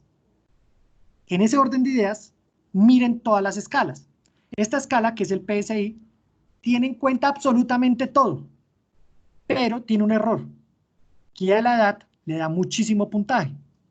Básicamente, si usted tiene un paciente que tiene 90 años, ese paciente prácticamente tiene un pie en la UCI. Sea lo que sea que tenga tos, tiene un pie en la UCI. Ahora miren esto, laboratorios, glucosa en 252. Si usted tiene un paciente de 89 años con glucosa en 257, ¿sí? Ya le sumó 10 puntos y más los puntos por cada edad, le da muchísimo, ¿sí? Ahora, miren esta escala, el CURP 65, no mira los gases arteriales, no mira comorbilidades, ¿sí? Puntos negativos, no sirve mucho. Esa es mi opinión, ¿no? Ya les voy a mostrar. ¿Qué mira esto? Esta es la que mejor tiene rendimiento, la de la ITSA. Pero, si ustedes los ven y son críticos, ¿qué tiene? Disfunción multiorgánica, ¿sí? Disfunción multiorgánica, CIRS, y que el paciente esté ventilado y con vasopresor. ¿Qué paciente ventilado con noradrenalina no tiene que ir a la UCI? Pues la gran mayoría que estén así y usted tiene una UCI disponible, así sea intermedio, lo tiene que mandar a la UCI. Es por eso que, bueno, saque eso de ahí. Ahora cojan los criterios menores. Si ustedes ven al paciente, ¿sí? Y le están comentando un paciente, está en el rural, usted está viendo los resultados y le dicen, tengo un paciente con disfunción renal. ¿Listo? Primer marcador de disfunción multiorgánica. Un paciente hipotenso, ¿sí? Tengo un paciente con más de 30 respiraciones por minuto y con una PAFI menor de 250. ¿Será que este paciente no requiere ir? No tengo que aplicar la escala para yo saber que el paciente está grave y cuál es la conducta que debo tomar. No obstante, dentro de la crítica de este compendio dice, si usted se considera un médico no experto en esta área, lo que le recomendamos es utilizar las escalas. Si usted la tasa de contactos que usted tiene con estos pacientes es muy baja, pues utilice las escalas. Pero si usted lleva viendo pacientes, seguramente ninguna de estas escalas le va a ser útil porque usted con su concepto clínico y utilizando todas estas variables, pues le va a ir muy bien y va a determinar cuál es el paciente que le va a servir. Tanto así que ninguna de estas escalas ha servido para mejorar la mortalidad. Ninguna de estas. Todas predicen mortalidad y dónde clasificó el paciente. sabiendo que hay cosas muy lógicas donde usted ya sabe dónde va a meter a su paciente. El rendimiento de las escalas, como ustedes los ven ahí, es limítrofe, llegan al 0.8. Eso sí, validándolos dentro de poblaciones con una severidad específica. Usted no va a validar una escala en pacientes con CURB 65 de 1, la mayoría. Usted tiene que tener pacientes que realmente los clasifiquen en unidad de cuidado intensivo, que la mayoría de las escalas pues han utilizado para subir el rendimiento de la prueba. Básicamente lo que ustedes tienen con las escalas es esto, una combinación entre edad, comorbilidades, signos vitales y disfunción multiorgánica. Eso es básicamente todas las escalas que ustedes ven ahí. Puede utilizar CURB 65, puede utilizar PSI, puede utilizar SMARTCURB, puede utilizar CURB sin la urea, puede utilizar SOFA, puede utilizar lo que sea. Lo importante es que usted detecte que el paciente se le está complicando y que tiene que actuar rápidamente, ya sea para intubarlo, para poner el antibiótico, para poner la adrenalina y ubicarlo en el mejor sitio. ¿Listo? Ahora bien, ¿qué sí me parece útil? ¿Qué tal una escala o un puntaje que me determine cuál es la probabilidad de yo tener un germen resistente? Yo ya sé que si el paciente está crítico, lo va a meter a la UCI. Y si no tengo UCI, pues me tengo, en términos muy coloquiales, y pues la idea es que todos me entiendan, tengo que irme Guerrero, en mi rural, aquí en mi puesto de salud, en urgencias. Yo tengo que ver si le pongo yo el catéter, lo intubo y me voy con la ambulancia, pero pues es claro que ese paciente está crítico. Pero ¿qué me parece más importante? ¿Este paciente le tengo que poner piptazo banco o le tengo que poner ampicilina sulbactam? ¿O será que le ponemos ceftriaxona nada más? ¿O será que claritromicina? ¿Será que existe una escala para predecir eso? Pues estos son varias escalas que se han tomado en cuenta para predecir si un paciente tiene riesgo de gérmenes resistentes, ya sea un bacilo gram negativo o, como en la primera escala, Staphylococcus aureus meticilino resistente. Muchos de ustedes me dirían, pues fácil, si usted nos dijo en la anterior que son cosas que uno tiene en la práctica clínica, es obvio que un paciente que ha estado hospitalizado, que recibió antibióticos, que tiene una sonda gástrica, que tiene mayor riesgo, pues no necesitaría ninguna de estas escalas. ¿Qué es lo que pasa? Que muchas veces para usted justificar un cambio de antibiótico a amplio espectro, ¿sí? Pues esto está dentro del stewardship, dentro de el uso prudente de antibióticos, dentro del comité de antibióticos, pues usted tiene que tener un peso y una justificación, ¿sí? Que obviamente le va a dar más, ¿sí? En mi opinión, una escala cuando usted está de médico general peleándole al internista y al infectólogo sobre por qué usted puso X o Y manejo antibiótico, por qué usted le puso piptazo de inicio, por qué usted le puso banco de inicio. Pues estas escalas han buscado evaluar eso. En un estudio, ¿sí?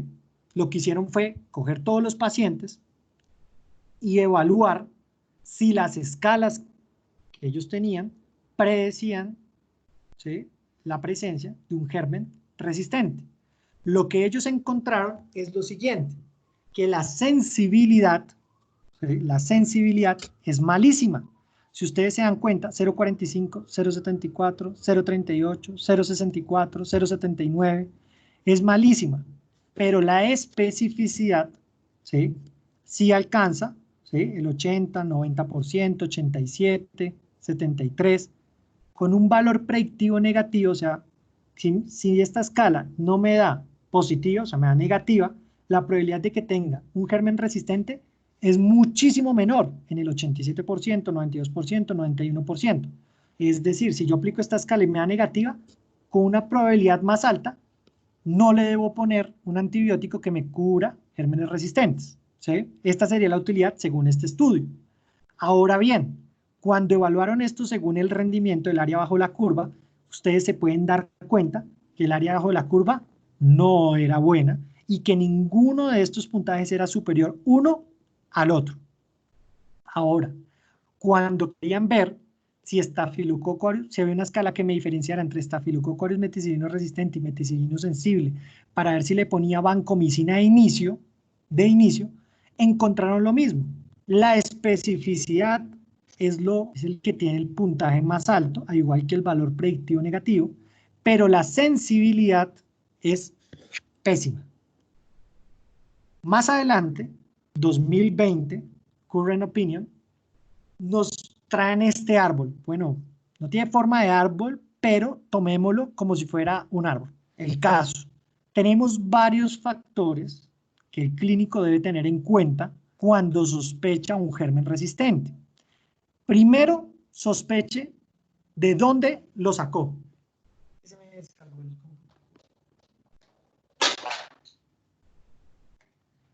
¿De dónde pudo adquirir el germen resistente? Entonces, lo adquirió porque tiene una hospitalización reciente, lo adquirió porque el paciente está yendo cada nada que le hagan curaciones por una herida en la piel, lo adquirió porque el paciente es un paciente postrado en cama con traqueostomía y gastrostomía, que es un mayor riesgo. Primero, ¿dónde lo adquirió? Segundo, mire qué factores de riesgo hay para que invadan el tracto de la vía aérea superior. Aquellos pacientes con inmunosupresión, con IBPs, con alteración del estado de conciencia, con déficit neurológico, con uso de tabaco, tienen mayor riesgo de invasión por gérmenes resistentes de la vía aérea superior. Pero hasta ahora ahí tenemos el microorganismo en la garganta, por decirlo así. En la faringe tenemos la E. coli o la KPC o lo que sea. Ahora bien, ¿cómo hace para que nuestra respuesta inmunológica no sea adecuada y terminemos colonizados por esta bacteria? Entonces, ya sea porque le estamos colocando corticoides, ya sea porque el paciente tiene una diabetes no controlada y eso hace que haya disfunción de los macrófagos y no migren hacia el sitio de donde está la infección, ya sea porque tenemos el uso de drogas inmunosupresoras, ya sea porque el paciente es meticilino resistente, o por un concepto nuevo que es la colonización en las narinas, que es el sitio donde está la Staphylococcus aureus, ¿sí?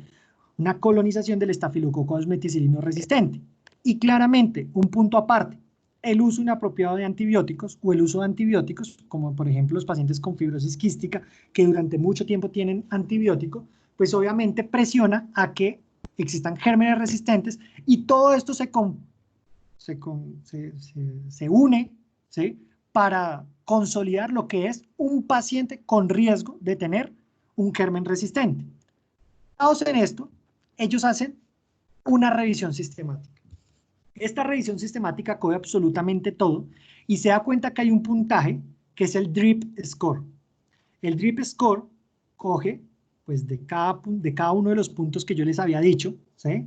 Un factor, y lo lleva y lo evalúa en una población importante. Si ustedes se dan cuenta, pues ya está validado en un número importante de pacientes, que es el N que ustedes ven ahí, y se dan cuenta que la sensibilidad es del 70 al 82%, que es la más alta que se ha encontrado. Su especificidad es entre 71 y 81%, que es el promedio del estudio anterior cuando dijimos que la especificidad era más o menos alta. El área bajo la curva varía entre 0.79 y 0.88 entre todos los estudios.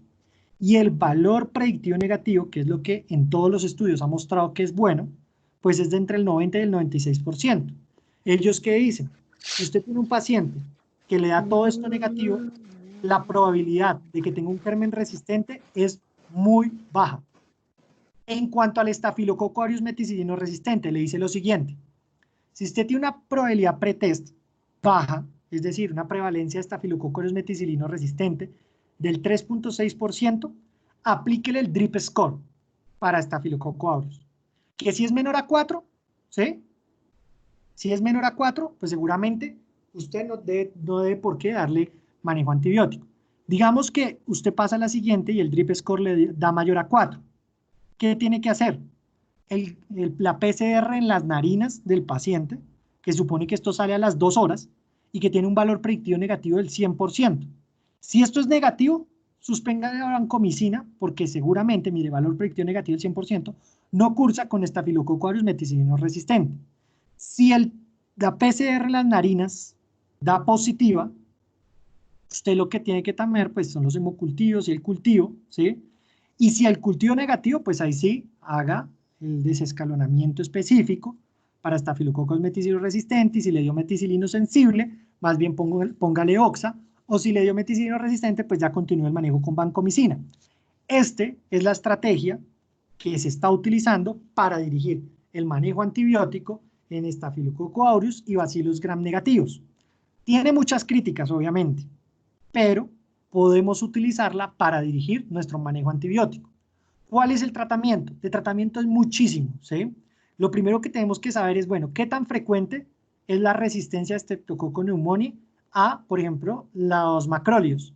Es variable. Sin embargo, pues, tras de que tiene picos, tras de que nosotros no reportamos, no estamos acostumbrados a hacer estudios, tras de que pues, el Instituto Nacional pues, le pone fuerza, pero pues nosotros no contribuimos al poner los diagnósticos CIE-10 y todo esto en la historia clínica, lo que se ha mostrado es que hay una tendencia a un aumento progresivo de la resistencia a macrólidos por el Streptococcus pneumoniae, que ya está aproximadamente, se estima que para el 2020 debe estar ya en el 20%. En esto, que es el Xireva, que hacen como un seguimiento de los aislamientos, lo primero que tenemos que ver es ¿qué utilizamos nosotros? Penicilinas, ¿cierto? ¿Cuál es la resistencia a la penicilina en los pacientes con infecciones que sean distintas a las meningitis? Porque los puntos de corte son distintos, ¿sí? 1.1%. Ahora, ¿cuál es, según pues, lo que este estudio, ¿cómo es que, qué pena, se me olvidó el nombre? Xireva. ¿Cuál es, según el Xireva, la tasa de resistencia? Pues ustedes se dan cuenta, ¿sí? De la ceftriaxona, 0.5%. Cuando ustedes ven eritromicina, pues es lo que les voy diciendo, resistencia. A medida que va aumentando en los años, va aumentando la frecuencia, la tasa de resistencia en estos pacientes. Y eso ha coincidido con el uso indiscriminado de la acitromicina. Ya vamos a hablar y discutir sobre la acitromicina. Rápidamente, simplemente para que se lleven la idea, cómo es que no se determina si un antibiótico penetra o no penetra. Esto se llama microdiálisis, se lleva un catéter al sitio y esto hace un flujo como de sustancias, entonces usted le pone el antibiótico al paciente, clava como esta aguja que tiene un espacio para absorber la molécula y usted lo que hace es determinar cuánta concentración de eso está en ese tejido y lo compara con la sangre y mira la relación entre el tejido y la sangre. Dependiendo de eso, pues usted determina si un paciente, si el antibiótico penetra o no penetra, si se queda en sangre o no penetra en sangre, cuál es el área bajo la curva y absolutamente todo eso. Cuando ustedes hablen de antibióticos, ¿sí? Pues tienen que conocer al doctor Kate, que hizo una revisión completa de la penetración de los antibióticos en la cubierta, imagínense el surfactante pulmonar, ahí es donde idealmente debería llegar el antibiótico. Estudios en animales, ¿sí? Están buscando cuál es el antibiótico que mejor penetra en este líquido. ¿Qué pasa en humanos? No es ético usted ir y a todos los pacientes o hacer un estudio, hacerle fibrobroncoscopia a una cantidad importante de pacientes, porque no todos se van a someter a eso, de ir a hacerle un estudio a esa cantidad de pacientes, hacerle fibrobroncoscopia, ir a tomar muestras allá de ese líquido. Además, el lavado broncoalveolar no es una buena técnica para medir los niveles de antibiótico. Cuando yo les hablo de ese tejido, es donde dice epithelial line fluid, ¿sí? Ahí es donde debe llegar el antibiótico. Y para que llegue el antibiótico, tiene que tener una lipofilicidad específica, un pH específico y una unión a proteínas específico, ¿sí? Si usted no logra esas condiciones, pues ese antibiótico no va a penetrar. En la exposición original tenía pues cada valor de penetración, si quiere más bien les paso el artículo, la idea es que no me demore más con la exposición, pero lo importante es que mediante el conocimiento de esto usted calcula cuáles son los pacientes según el tiempo dependiente, cuáles son los mejores que penetran, según si es concentración dependiente, cuáles son los que llegan a ese parte del tejido pulmonar y según el área bajo la curva, cuáles son los que llegan a ese tejido. Las últimas guías recomiendan lo siguiente: en pacientes que usted le va a dar manejo ambulatorio, que no tiene comorbilidades, usted le puede dar amoxicilina, le puede dar doxiciclina, ¿sí? Pero mire la calidad de evidencia, calidad de evidencia baja. Puede dar acitromicina, sin embargo, esto en Colombia no debería hacerse por el aumento progresivo de la resistencia, al igual que la claritromicina, ¿sí? La recomendación de la guía es que solo usted puede dar este tratamiento en áreas donde la resistencia a macrólidos sea del 25% y nosotros ya casi vamos para allá. Cuando decimos manejo ambulatorio con comorbilidades, nos referimos a las comorbilidades que les pongo allá arriba, ¿sí? ¿Cuál es el tratamiento para eso? Amoxicilina más ácido clavulánico junto a acitromicina. En la clínica, en CUS, se sabe que utilizan la cefuroxima. Ellos en CUS tienen como un seguimiento de los aislamientos microbiológicos específicamente, pero en la mayoría de los otros sitios se utiliza la amoxicilina con ácido clavulánico con acitromicina. Esto siendo una recomendación que no está basada en evidencia fuerte, la acitromicina para este grupo de pacientes. Ya les voy a explicar por qué. En pacientes que usted hospitaliza, usted tiene estas opciones: ampicilina sulbactam, sin riesgo de pseudomonas, ampicilina sulbactam, cefotaxime, ceftriaxona. ¿Qué es lo que usualmente se utiliza? La ampicilina sulbactam, 1.5 a 3 gramos cada 6. Que si hay una justificación clara en no utilizar la ceftriaxona o las cefalosporinas de tercera, pues se dice que hay una mayor presión de resistencia con las cefalosporinas de tercera generación. No he encontrado un artículo que me explique eso claramente, pero pues esa es la justificación que hay para evitar el uso de las cefalosporinas. Lo que se utiliza usualmente es la ampicilina sulbactam más la citromicina o la claritromicina. ¿Qué es lo que pasa con la citromicina y la claritromicina? Cuando usted va a los metaanálisis de los estudios que se realizaron con los macrólidos, el efecto de los macrólidos fue positivo únicamente en los pacientes severamente enfermos. Únicamente los pacientes con neumonía severa son los que se benefician de claritromicina. Los pacientes que tenían neumonía moderada o leve no tenían ningún beneficio en cuanto al uso de la acitromicina. Que sí se sabe que la claritromicina puede prolongar el QT, aunque ahorita hay un estudio en Cochrane donde dice que solo da efectos gastrointestinales y es muy poco la evidencia que hay sobre el aumento de la prolongación del QT. La claritromicina, pues ya vemos que hay un aumento de la resistencia a macrólidos.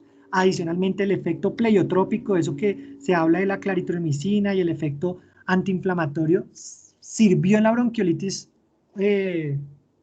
obliterante, pero no se ha logrado extrapolar a ninguna otra enfermedad, ni siquiera a las bronquiáceas, ¿sí? Porque la evidencia también hay que analizarla bien. Y adicionalmente, críticas a estos estudios. ¿Usted qué le sirve? Usted le sirve para analizar un estudio, mortalidad, pero también le sirve vasopresores, también le sirve tiempo en ventilación mecánica no invasiva, y eso pues realmente no se analizó de una forma apropiada como lo analizan los británicos. En cuanto a si usted tiene un paciente con riesgo para pseudomonas, pues lo ideal sería el cubrimiento con estos antibióticos. Yo lo que recomiendo, ya basado en la guía y en las escalas que le mostré, es aplicar una escala si usted quiere justificar su tratamiento. Esto es lo que recomienda nuestra guía del 2013, pero no creo, ¿sí?, ya mostrándole todos los que les dije, que basados en el CURP uno tenga que definir si un paciente requiere uno u otro manejo antibiótico. Tampoco estoy de acuerdo que basado solo en el CURP usted define a qué paciente está ambulatorio y qué paciente está hospitalizado basado en todo lo que les dije. Y para no prolongarlo, yo creo que hasta ahí es. No sé si quieren que le diga lo de duración de tratamiento antibiótico y corticoides o paramos hasta ahí, hasta manejo antibiótico. No, siga, Doc, siga. Listo. Entonces, en cuanto a la duración... Una pregunta ahí. Dígame. En estos pacientes que se les dio acitromicina y claritromicina, o bueno, pues en general los macrólidos, ¿cómo evaluaban el beneficio en cuanto al tratamiento?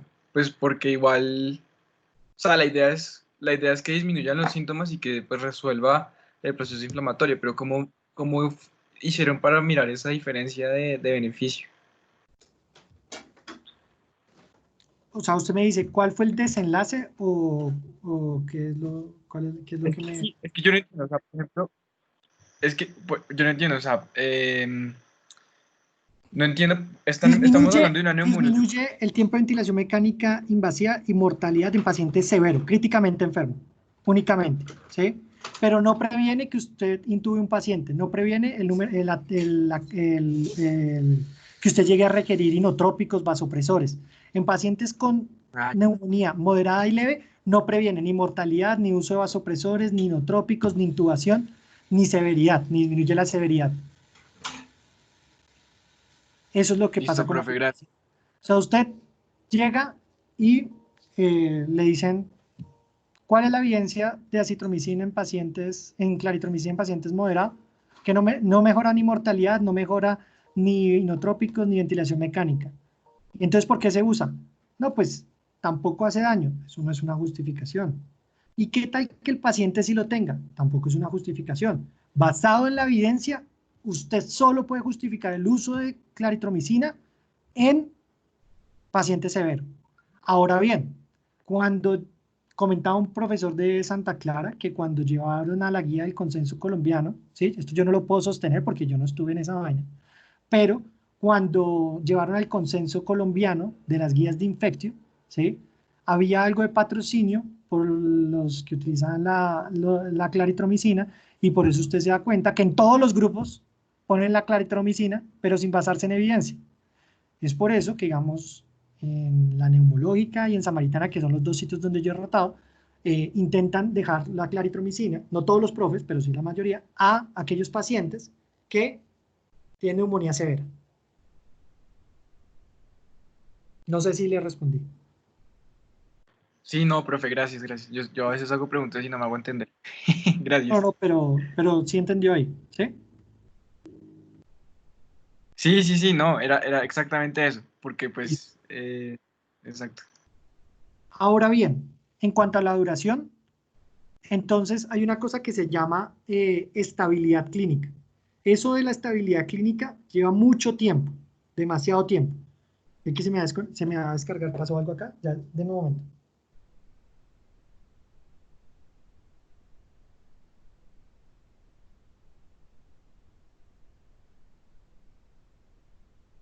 Listo, ahora sí. Entonces, en cuanto a la estabilidad clínica, me parece algo muy interesante que dicen los profes que se basaban en la semiología y en paraclínicos básicos. Usted dice, dele manejo antibiótico por 5 a 7 días y si es resistente, de 10 a 15 días. Listo, profe, muéstreme cuál es la evidencia. Eso me lo preguntaron a mí. ¿Cuál es la evidencia de que usted tenga que dar 7, 5 días, 10 días, 15 días? ¿Cuál es la evidencia? Muy pocos microorganismos específicamente tienen ese punto de corte específico. Si ustedes se han dado cuenta, progresivamente han ido disminuyendo la duración de manejo antibiótico en neumonía, en exacerbación infecciosa de la EPOC, en infección de vías urinarias, así sucesivamente.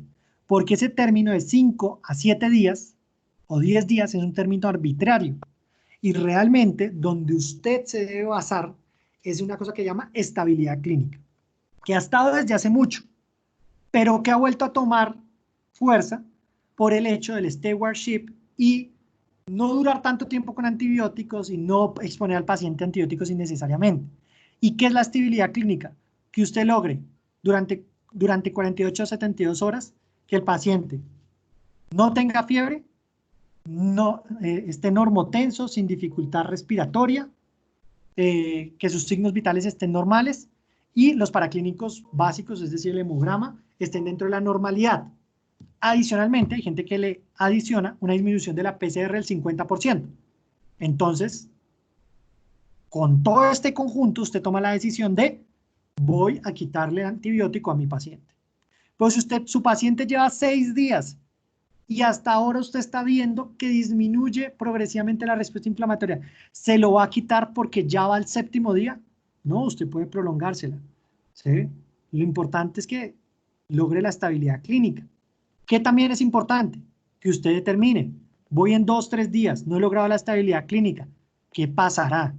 ¿Será que tengo que aumentar el espectro antibiótico?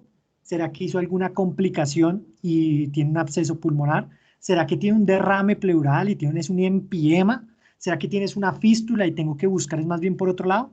Eso es lo que realmente importa en la duración del manejo antibiótico. No se lo va a definir una guía o una recomendación de expertos que diga 5 a 7 días. No. Lo que importa acá es la clínica. Ahora, los corticoides. Los corticoides ha tenido lo mismo. En un momento que se usan mucho los corticoides, en otro que mejor no se use, después que sí se use, después que no se use. En el metaanálisis hay uno que salió en, esto es de, no es las guías de Norteamérica, bueno, les debo el artículo, qué pena con ustedes, ¿sí? Porque no me sé el nombre de la revista específicamente, ¿Qué es lo que pasa? En los dos estudios en los dos metaanálisis que hay en cuanto a mortalidad, se ha demostrado que los corticoides no disminuyen la mortalidad. Sin embargo, ¿sí?, en aquellos pacientes con neumonía severa pueden llegar a disminuir el tiempo de ventilación mecánica. ¿Listo? ¿Qué sí pasa? Que con el uso de corticoides hay un mayor riesgo de colonización por hongos, un mayor riesgo de infecciones bacterianas y pues realmente el beneficio pues no es claro. Es decir, en cuanto a mortalidad, no hay evidencia fuerte que sustente el uso de corticoides en todo tipo de neumonía. Solo hay cabida al uso de corticoides en los pacientes con neumonía severa, sabiendo que el grupo de pacientes escogidos, o sea, la reproducibilidad no es para todos los pacientes, solo es en ese grupo de pacientes. Los pacientes eran muy heterogéneos, eran distintas comorbilidades, que es esperable para un paciente en UCI. Eso no puede ser una crítica de peso, pero pues está dentro de los estudios, ¿sí? Y lo otro es, esto de los corticoides, de pronto más adelante va a salir otro estudio que diga, sí, sí sirve, como ahorita ustedes ven en el COVID, pero realmente toca hasta el momento en pacientes con neumonía severa. Fin. Por último, pues siempre me gusta dejar frases. Ahorita en este momento el gremio médico, los residentes, los internos, los estudiantes, todo el mundo ha tenido problemas, que por las rotaciones, que por lo que sea, ¿sí? Lo importante es que nunca le hagamos mal a los pacientes, que seamos colegas, ¿sí? Que sepamos que todos somos ignorantes y más en la medicina, que nunca vamos a terminar de saber todo. Y en este momento todos somos estudiantes, nada es más, nadie es menos, y todos estamos prestos a ayudarnos. El que tenga alguna pregunta o algo, pues con mucho gusto. Doc, creo que todo el mundo tiene la misma duda. Y es, ¿usted cómo hace para estar tan al día en absolutamente todo? Todos mis compañeros están completamente anonadados con toda esa información que usted tiene. Pues he ido aprendiendo poco a poco, porque no puedo decir ni siquiera, poco a poco he ido aprendiendo. ¿Sí? Usted mismo, Quique, se ha dado cuenta que tanto en la parte de investigación y todo ha sido poco a poco. Inicialmente, digamos, no conocía QX Medicine, ahí donde usted mete cuáles son las revistas que quiere seguir, y un amigo, mi mejor amigo, me lo mostró, entonces me metí por ahí. No soy amante de las redes sociales, entonces no tenía Instagram, no tenía Twitter, pero pues allá también hay revistas, conozco algunos de los editores de las revistas, entonces en vez de estar chismoseando la vida de la gente y viviendo la vida de los demás, más bien tengo es específicamente eso. Y pues importante, cada vez que usted investiga, pues le surgen más preguntas y se da cuenta de lo ignorante que es. Entonces usted no se queda con las cosas que salen por ahí y pues investigando, sabe que siempre le falta un pelo a toda la información que le da. Entonces, pues realmente usted lo obligan a buscar absolutamente todo. Lo otro es enseñar, ¿no? Pues lo que ustedes hacen es muy importante, porque uno exponiendo, pues se da cuenta que hay cosas que no están claras y cada vez que usted expone, pues lo obligan a actualizarse. Entonces enseñar y ser humilde para eso, pues también me parece que le ayuda. Igual los invito a todos para que investiguen, ¿no? Doctor, una pregunta, qué pena. Diga, diga. No sé si revisó o tiene algo con respecto a la medición de interleuquina 6 como predictor de mortalidad y severidad. La interleuquina 6 es un marcador temprano de mortalidad y severidad. Sin embargo, no le da mayor, o sea, cuando usted coge los artículos donde miden interleuquina 6, procalcitonina y PCR, ¿sí? No le aumenta ni le, usted, partamos desde este hecho, ¿sí? Usted es el dueño de una farmacéutica, de una casa farmacéutica y usted tiene que vender la interleuquina 6 al médico, ¿sí? Usted tiene que sacar un estudio donde le demuestre que la interleuquina 6, en comparación con la PCR, el hemograma y la clínica, es muchísimo mejor para predecir mortalidad y que le cambie el curso de su enfermedad, ¿cierto? Saca los estudios y los estudios no demuestran eso. Adicionalmente saca el estudio y pues usted dice, ¿cuánto vale la interleuquina 6? Mucho. No sé cuánto, pero debe valer mucho. ¿Cuánto vale una PCR? Supongo que, no sé, 20.000 pesos, 5.000 pesos. Entonces, usted no puede justificar el uso de la interleuquina 6 porque primero, sí le predice mortalidad de forma significativa, sí le predice severidad, pero no le va a cambiar su conducta clínica en comparación a lo que ya tiene. Entonces, no es útil en este momento. ¿Sí? Ok. Esa es la razón. Buenas noches, doctor. Yo tengo una pregunta. Sí, dígame. Bueno, yo tengo entendido, no sé en el caso de la neumonía severa, pero digamos en el caso de la sepsis, en cuanto al uso de corticoides, que las dosis son bajas. Entonces, la pregunta es si las dosis de los corticoides son bajas en las neumonías severas o cómo es el manejo de las dosis ahí. Bueno, pues tenemos que tener en cuenta varias cosas, ¿no? Cuando nos metemos en neumonía severa, estamos frente al contexto que seguramente estamos con un paciente séptico, ¿sí? Hay dos justificaciones para el corticoide. Uno es la inmunomodulación, ¿sí? Que tiene el corticoide, y lo otro es lo que recomienda la guía de sepsis, cuando usted tiene un choque refractario, que es una dosis distinta, que es cuando usted tiene choque refractario y sospecha insuficiencia suprarrenal, el uso de corticoide, ¿sí? Que son 200, Sí, sí, señor. 200 miligramos. Entonces, hay gente que pone metilprednisolona, dexametasona, que pone o metilprednisolona o hidrocortisona, qué pena, hidrocortisona, ¿sí? Que es con la que se ha utilizado la dosis. Y la dosis que llega a ser 200 miligramos, ¿cierto? 200 miligramos. Pero el uso en severidad, cuando usted mira la calidad de la evidencia del uso de los corticoides en el paciente severamente enfermo, ¿sí? Cuando lo pone en ese contexto, pues varía y tiene que tener el contexto específico. Si usted me pregunta por sepsis, o si me pregunta cuando tiene un paciente con criterios de severidad de una neumonía y lo quiere poner tempranamente, ¿sí? Cuando usted utiliza para insuficiencia adrenal, lo que recomienda son 100 miligramos en bolo, ¿sí? Y después 50 miligramos cada 6 horas, ¿sí?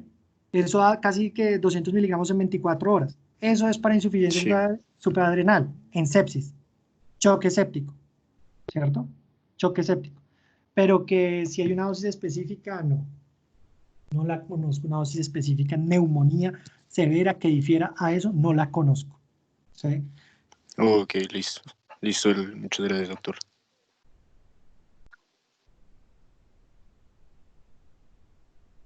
No sé si alguien tiene más preguntas. Todas las preguntas son buenas.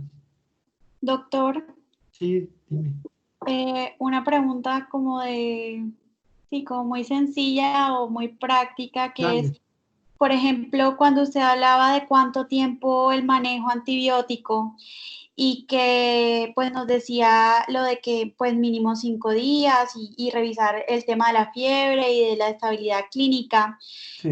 pero digamos, eso es pues entiendo que es cuando yo pueda como monitorizar al paciente como constantemente, pero si yo tengo un paciente de bajo riesgo, donde de pronto le voy a mandar amoxicilina de manera ambulatoria, solo como o sea, ¿qué decisión tomamos? ¿5 días, 20 días? ¿O le decimos al paciente, no, cuando usted sienta que no tenga más fiebre, espera 3 días más y ya? ¿Sí me va a entender? Bueno, una recomendación práctica es lo que venimos haciendo, que es 5 a 7 días, ¿sí? Ahora bien, te invitaría a que estemos pendientes de los estudios que van a venir, que comparan 5 y 3 días en neumonía leve. Bueno, porque van a salir estudios sobre eso. Pero 5 a 7 días, cuando tú me lo pones así, práctico. Okay. Porque es lo que recomienda la guía y te tienes que sustentar en algo. No puedes decirle, señor, si se siente mal, lo que tú me dices, muy cierto. Señor, si se siente mal, entonces suspéndalo. No. 5 a 7 días, garantices el tratamiento y ya. Okay.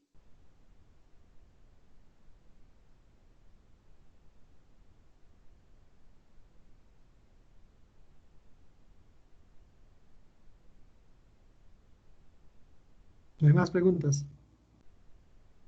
Sí, no veo ninguna Bueno, otra otra pregunta. pregunta. Sí, dígame. Yo tengo otra pregunta, así como rápidamente. Digamos, en el contexto para ya terminar el tratamiento antibiótico, usted había nombrado que cuando hubiera una disminución del 50% de la PCR, ¿tiene alguna cabida la procalcitonina en ese caso o ya con la PCR sería suficiente? Con la PCR es suficiente. Si usted compara PCR y procalcitonina, lo único que le va a disminuir es un día de manejo, nada más. Un día de manejo a costa de no sé cuántos miles de pesos, ¿sí? No sé cuánto vale específicamente, pero vale muchísimo más que una PCR y no le va a cambiar nada. No le va a cambiar absolutamente nada. Entonces no tiene cabida ahí la procalcitonina.